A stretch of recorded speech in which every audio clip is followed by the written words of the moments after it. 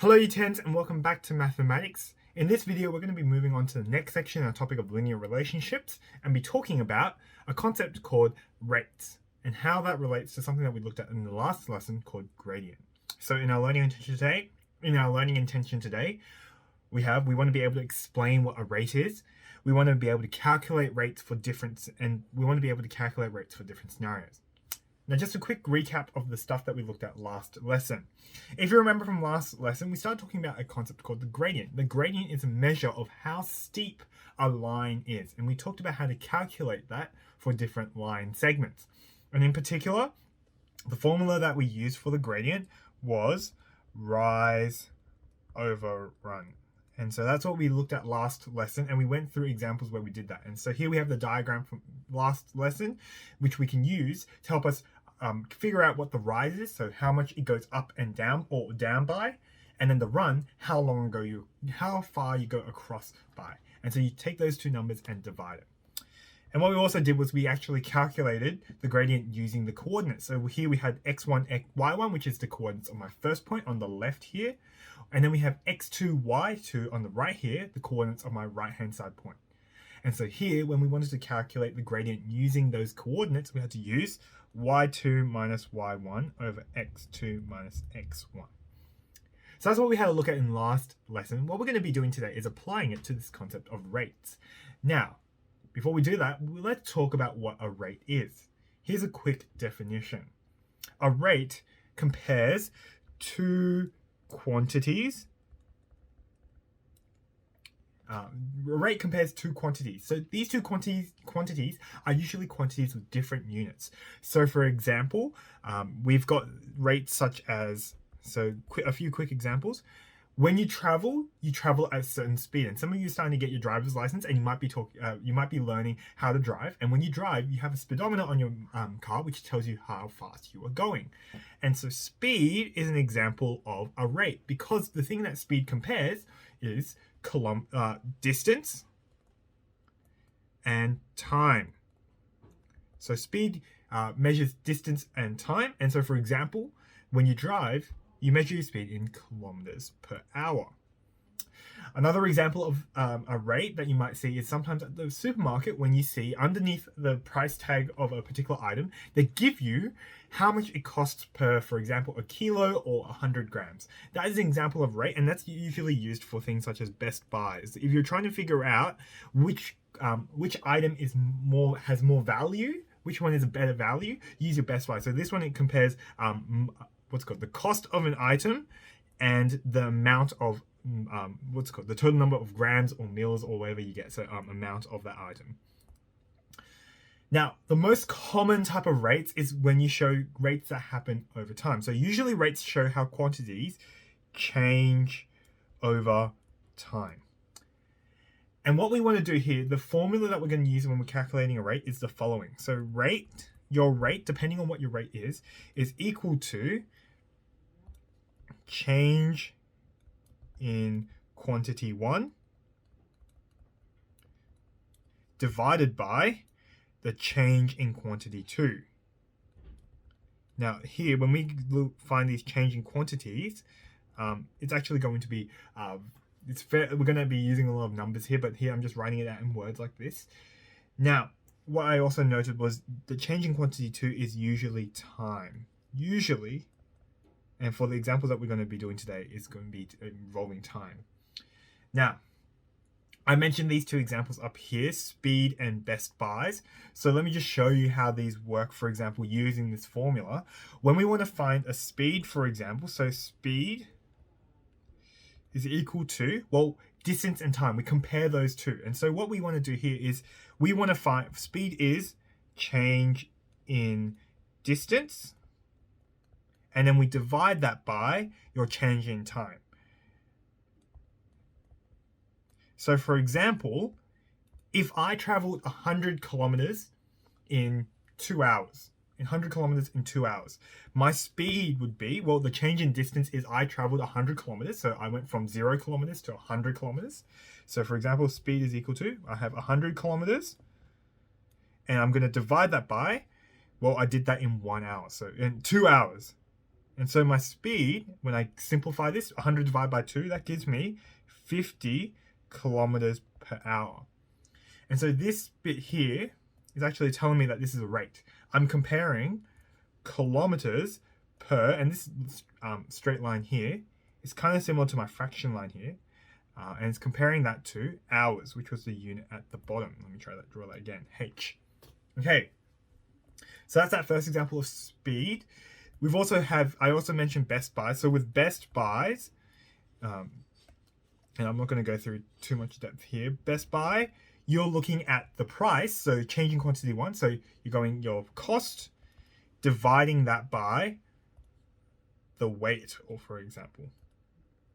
And so here your cost could be different your cost could be different things. So you could buy a particular item at $1, you can buy it at $2, and it comes at different weights as well. And so that's what this section on rates is about. So what we want to be able to do is we want to be able to calculate rates for different scenarios. So just a quick sum up of this section. 1, rate is when you compare two quantities, and usually they're different quantities. So the 2 examples I said were speeds and also best buys. And what usually we're looking at quantities over time. So speed is an example of that. So notice here at the bottom, it's a change in time. And what you want to do is you want to divide your change in your first quantity divided by the change in the second quantity. Okay, so let's have a go at a couple examples. In today's lesson, we're going to be going through 2 examples where we're going to be looking at speed and then also having a look at the change in rate of volume. So that's what we're going to do. Now, before we do that, what we're going to notice here is that when we graph a particular quantity, the rate is just the gradient of the line. So what we're going to do here is, notice here we're doing a division between 2 things. When we looked at the gradient, we're actually doing a division of 2 things as well. And what we were doing was, if you remember, we were trying to find the rise over run. So here is my line.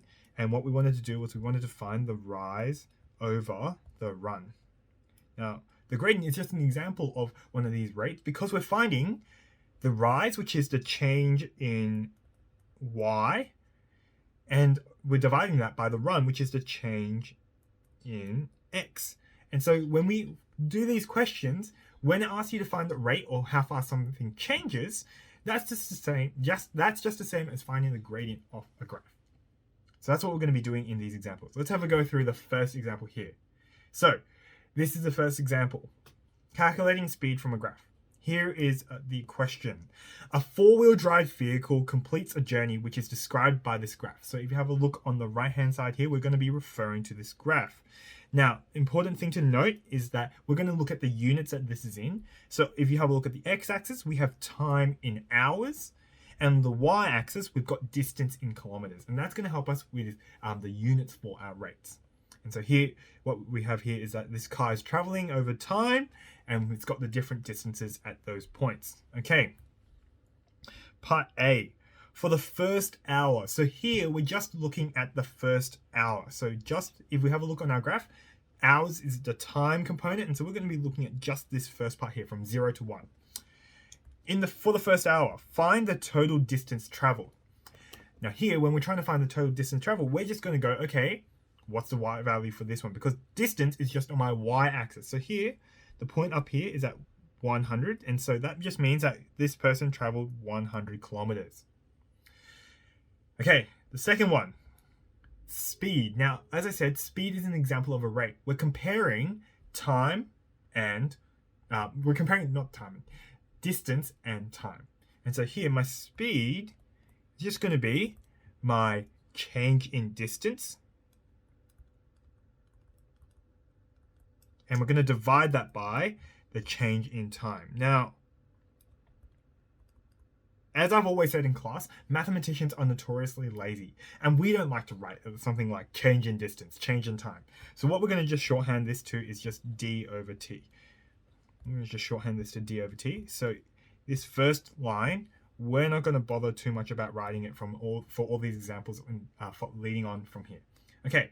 So what we want to do is we want to find out how much distance this person has traveled in the first hour and then divide that by how much time it took them to do so.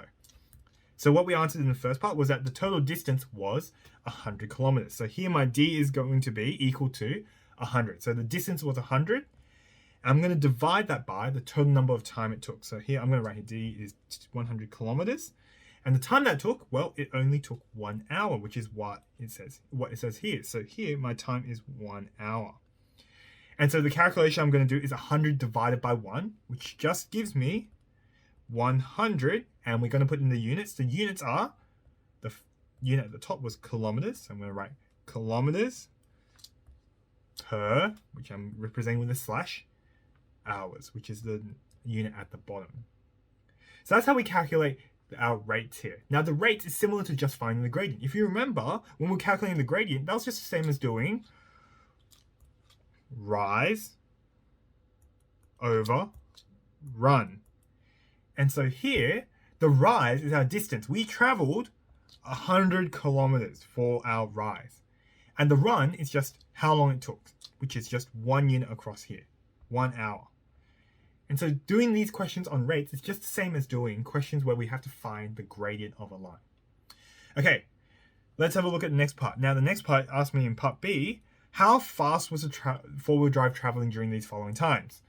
Now, fast is just referring to speed. So here, fast, they're referring to our speed. And so all we need to do is just calculate the speed, just like we did in part 2 of our first question. So let's have a look at part I. So in the second section, now we want to find the speed. Now the second section, if you have a look at the diagram, that refers to this part over here. Now if you have a look at that part and think back to what we talked about last lesson with gradients, if you have a flat line like this, what does that mean the gradient is? Well, if you have a flat line, that just means that the gradient is equal to 0. So what this part tells me is that this four-wheel drive, during this time from the end of the first hour until 2.5 hours later, they are not moving at all. They're not moving at all. So here, I'm going to write here, okay, the speed is just 0. They are stationary. They're not moving because that part is flat. Okay, let's have a look at the final part. So final part is, how about the third section? So we've done the second section. Let's now have a look at this third section. Now the third section is this part over here. And so once again, for our speed, we want to find the change in distance over the change in time. So let's have a look at that third part. What is the change in distance in the third part here? Well, some of you might be going, okay, cool. I'm just going to look at the point up here, which is 150. So here, it tells me that they traveled 150. But that's not in this third section. What we need to do is actually look at where they started off at the beginning of the third section. So if you have a look here, this dot, that refers to 100 kilometers. So how far did they travel in the third section? Well, in this third section, we just take 150 and minus 100, so that means they traveled 50 kilometers. That's the same as me finding my rise. So this distance here between those two, that's just 150 minus 100, which is 50 kilometers. And so, let me write this a little bit cleaner, 50 kilometers. And so here, the distance is just 50 kilometers divided by. Okay, next part, we need to find the time. We need to find the change in time. So how long did it take for them to travel this 50 kilometers? Now, if you remember, what we said was that's just the same as finding the run. So here, I want to find out how long it is between these 2 points. Now, if you have a look, the finishing point, it's over here. It lines up with roughly 4.5. So it means that at the end, they traveled a total of 4.5 hours. But once again, we want to find the change. We want to find out what time they started traveling for this section. So what I want to do is I want to find the time for this first one, which is roughly at 2.5 hours in. So here, what do we need to do? We take those two numbers and we subtract them again. 4.5 minus 2.5, that gives me 2. And so here, for my time, that just means they traveled for 2 hours. Okay, once we've done that, we just divide the two. So 50 divided by 2, that gives me 25. And like we did in the previous question, kilometers per hour. Oh, I should also put here kilometers per hour as well as a unit. We should put our units in.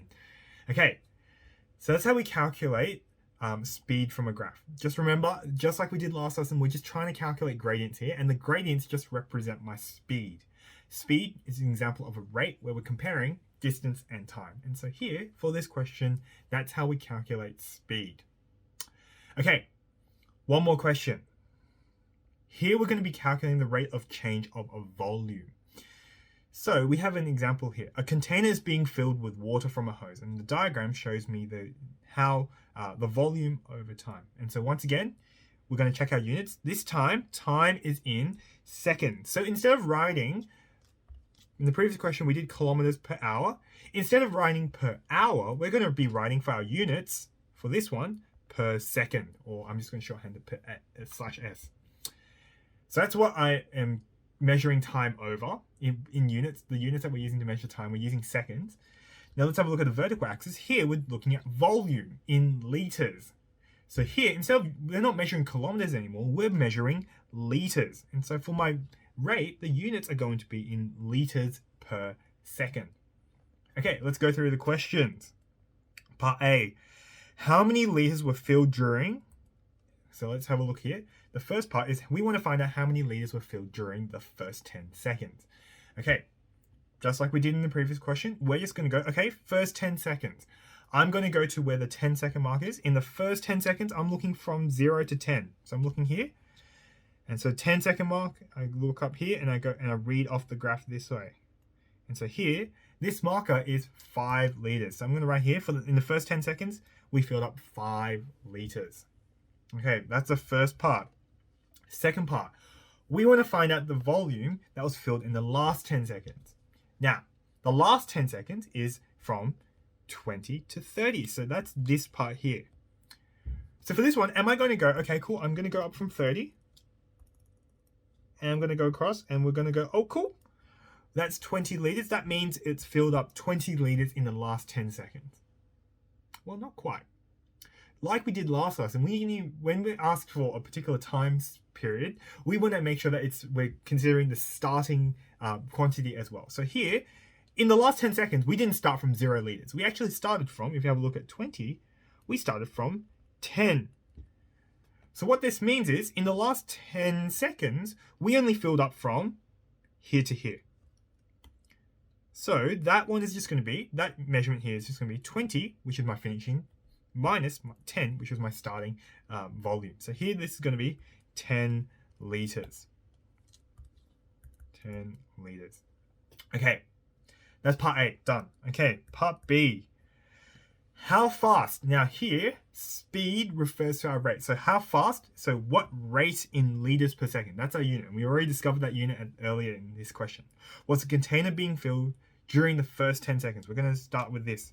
Now, the rate here, what we're going to do is just like we did before, that is going to be change in my first quantity. So here it's going to be change in liters divided by the change in time. So for this question, we're looking at the change in the volume, so change in liters divided by the change in time, in seconds. Now, like we did in the previous part, I'm going to say mathematicians are lazy. So we're going to just shorthand this to liters over time. So in the first 10 seconds, how many liters were filled? Well, if you have a look at the graph again, and also from our question answers in the first part, what we said was in the first 10 seconds, we fill up from 0 to 5, which means we've only filled up 5 liters here. So this is 5 liters. And they've also already told us how many seconds this is over. This is over the first 10 seconds. So this time here is 10 seconds. And so what we need to do is we need to simplify this. 5 divided by 10 is just a half. So you can either write this as 0.5 or 1 over 2. So I'm going to write 0.5.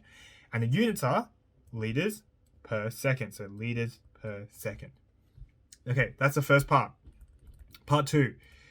Find how fast the container was being filled during the final 10 seconds. Now, we also found out how many liters was filled in the last 10 seconds in the first question. So in the first question, we knew that in the last 10 seconds, 10 liters was filled up. So here, just like we did in the first part, I'm just going to put these values in. We fill in 10 liters, and we're dividing that by how many seconds it took. So it took 10 seconds in the last 10 seconds, obviously. So here, this is going to be divided by 10 seconds. And so here, I'm doing 10 divided by 10, which just gives me 1 liter per second. Okay. Now, once again, these values are similar to just us finding the gradient. So just remember, this is the same as me going, okay, this is my rise, this is my run, and dividing those two. So in the first one, the rise was 5 liters and the run was 10 seconds. In the second one, the rise was 10 liters and the run was 10 seconds. So let's have a look at part 3, and hopefully part 3 is actually quite quick to do. Part 3, we want to find how fast the container was being filled in the 10 to 20 second mark. 10 to 20 second mark. So if you have a look, we want to find the rate from 10 to 20. So in between here. Now, if you have a look at the diagram, this is actually going to be quite quick to answer. Well, if you have a look, this 10 to 20 section is in the same part, has the same steepness as the part from 0 to 10. What this means, it has the same gradient, it's the same steepness, so it's the same gradient, which means that the rate must also be the same.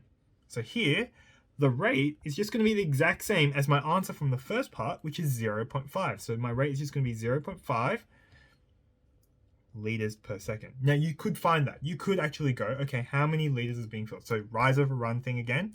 So here, my rise was is between 5 to 10, which is 5, and my run is 10 seconds, just like before. And so here, this is just going to be 0.5 liters per second. Okay, so that's how we calculate the rates for these questions with volumes. So let's just sum up what we looked at in this lesson. A rate is when we are comparing two quantities over time. And the formula that we're going to be using to calculate rate is changing the first quantity at the top divided by the change in our second quantity. And what we notice with most of these questions is that the second quantity is usually time. And so what we want to make sure is that we're reading off the graphs properly. We're finding the starting and finishing quantities for each one of those questions. Hopefully that helped you, 10s. And if there's any questions, as always, feel free to send me an email or send a comment on the Google Classroom.